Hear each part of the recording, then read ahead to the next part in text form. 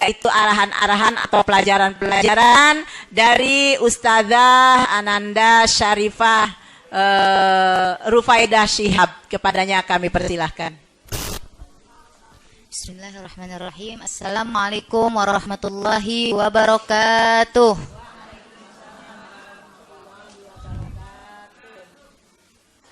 Alhamdulillah wassalatu wassalamu ala Rasulillah wa ala alihi wa sahbihi wa mawalah. Allahumma anfa'na bima 'allamtana wa 'allimna ma yanfa'una. Allahumma zidna ilman warzuqna fahman wa atina hikmah. Allahumma barik lana fi majlisina hadza bi rahmatika ya arhamar rahimin. Ibu-ibu yang saya cintai, alhamdulillah kita bisa hadir di tempat ini dalam keadaan sehat walafiat sehingga kita bisa bersilaturahmi kembali, Bu ya. Karena udah lama nih nggak ngaji, saking padatnya jadwal Habib Rizik, Bu. Mungkin saya di sini akan mengingatkan sedikit aja, mengingatkan ibu-ibu dan juga khususnya diri saya sendiri tentang keadaan Indonesia saat ini, Bu. Agar kita bisa lebih membuka mata, kita bisa tahu keadaan negara kita tercinta saat ini. Nah, ibu-ibu yang saya cintai, sebelum kita masuk ke Indonesia, saya ingin menginformasikan tentang negara lain. Ada 3 negara yang ingin saya ceritakan di sini. Negara yang pertama adalah Tibet. Nah, ibu-ibu yang saya cintai, Tibet ini melakukan kerjasama dengan Cina, Bu. Nah, dia melakukan kerjasama dengan Cina.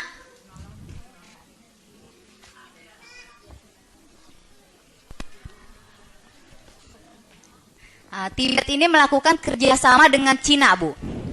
Nah, dia melakukan kerjasama dengan Cina, akhirnya Cina ikut membantu pembangunan di negara tersebut. Mau bangun rumah, mau bangun jalan, nah gedung-gedung.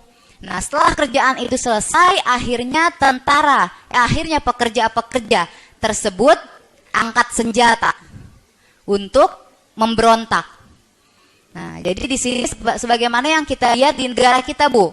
Yang kita lihat sekarang udah banyak katanya sih pekerja kasar, Bu ya, yang masuk ke Indonesia. Tapi wallahu a'lam, karena sebagaimana yang kita lihat di negara tadi, nah pekerja yang tadinya kerja bangun jalan, bangun rumah, ya kan, dari Cina akhirnya bisa angkat senjata. Nauzubillah min zalik. Selanjutnya, negara yang kedua sebagai contoh adalah Angola. Nah, ini juga dikasih utang sama Cina. Pas dikasih utang yang banyak, nah akhirnya diobok-obok juga, Bu, negaranya. Gimana caranya? Nah, parlemennya itu bikin undang-undang yang harus ditandatangani, isinya Islam itu nggak boleh ada di Angola. Nah, jadi masjid-masjid harus ditutup. Kenapa alasannya? Alasannya karena Islam tidak sesuai dengan adat istiadat di Angola. Nah, ini adalah contoh kedua. Nah, contoh yang ketiga adalah Zimbabwe, Bu. Nah, Zimbabwe juga dikasih utang yang banyak sama Cina. Akhirnya, saking banyaknya nggak bisa bayar, nah ditawarkan, ya udah boleh, utangnya nggak usah bayar, dilunasin semuanya. Akan tetapi dengan syarat mata uang yang ada di Zimbabwe harus dirubah ke mata uang Cina, yaitu yuan. Nah, ini jadi kita mesti mulai hati-hati. Kenapa? Nah, kita balik lagi ke negara kita, Negara Kesatuan Republik Indonesia. Nah, yang terjadi di sini sekarang udah banyak, Bu, orang-orang Cina baik legal maupun ilegal yang masuk. Ya, Bu ya, jumlahnya udah sangat-sangat banyak. Nah, ini juga mesti kita waspadai. Nah, karena badan-badan mereka kita lihat nggak kayak pekerja kasar, tapi seperti tentara, Bu. Badannya tegap, bagus, Bu ya. Nah, terus selanjutnya juga pemerintah kita sudah mulai mengingatkan pengusaha untuk berbisnis dalam usaha mereka dengan meninggalkan dolar dan rupiah. Nah, disuruh gantinya ke yuan.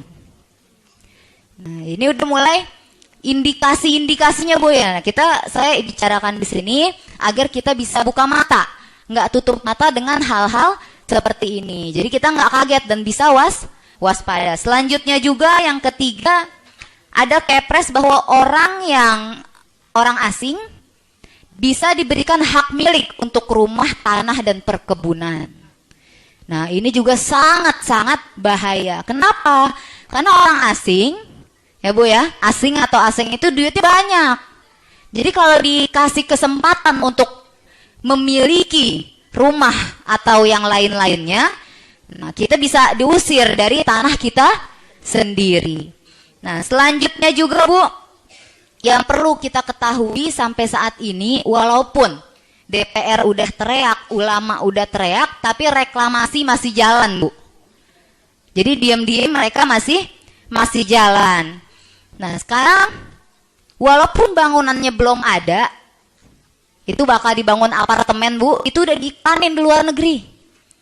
Udah di Beijing, udah di Singapura, udah di lain-lain, udah diiklanin, udah dijualin, dan udah laku semuanya. Padahal apartemennya, rumahnya belum ada. Nah, tapi udah laku semua. Jadi yang bakal tinggal di situ siapa, Bu? Kita atau orang asing? Nah, kita atau orang asing? Orang asing. Jadi itu reklamasi bukan buat kita, tapi buat mereka. Nah, sekarang kalau kita hitung-hitung nih, Bu ya, di situ ada 17 pulau, Bu. Nah, 16 dari 17 pulau tersebut, kalau dihitung-hitung ada 800 hektar. Nah, luas apa luas, Bu? Luas apa luas? Luas. Nah, 800 hektar ini kalau dibikin tower tahu, Bu? Gedung. Nah, itu bisa kurang lebih 8.000 tower. Nah, 8.000 tower. Satu towernya kurang lebih 1.000 rumah. Jadi kalau 8.000 tower berapa rumah? 8 juta rumah. 8 juta unit rumah. Nah, 8 juta unit rumah ini kalau satu rumah ditempatin sama 10 orang, berarti bakal ada berapa orang di situ? 80 juta orang asing. Nah, kalau setengahnya deh, kalau satu rumah 5 orang, berarti bakal ada 40 juta orang asing yang bakal tinggal di situ. Nah, jadi kalau seandainya sampai nanti bakal masih ada pilkada, Bu, nah mereka udah nggak perlu suara-suara kita, suara mereka juga mereka udah langsung menang. Na'udzubillah min zalik. Nah, selain itu juga Menkumham juga sudah mengirim utusan ke Beijing. Terus apa yang dia informasikan di sana? Nah, dia informasikan bahwa kalau orang-orang Cina mau tinggal di Indonesia gampang, tinggal online aja. Tinggal online aja. Na'udzubillah min. Jadi udah banyak indikasi-indikasi yang dengan ini kita harus lebih waspada. Nah, dari sini, kami semua di sini mengajak ibu-ibu sekalian untuk bangkit. Nah, bangkit ya semaksimal kita. Ya kan, semaksimal kita untuk menghidupkan persatuan dan kesatuan umat Islam. Baik dalam bentuk apapun, mau ekonominya, mau dalam hal-hal yang lainnya, Bu ya. Siap gak bantu persatuan Islam? Siap gak bantu kesatuan Islam? Nah, jadi insya Allah mulai dari saat ini kita harus lebih bersatu. Jangan ada yang berantem-berantem karena khilafiyah lagi, Bu. Karena urusan kita di depan masih sangat banyak.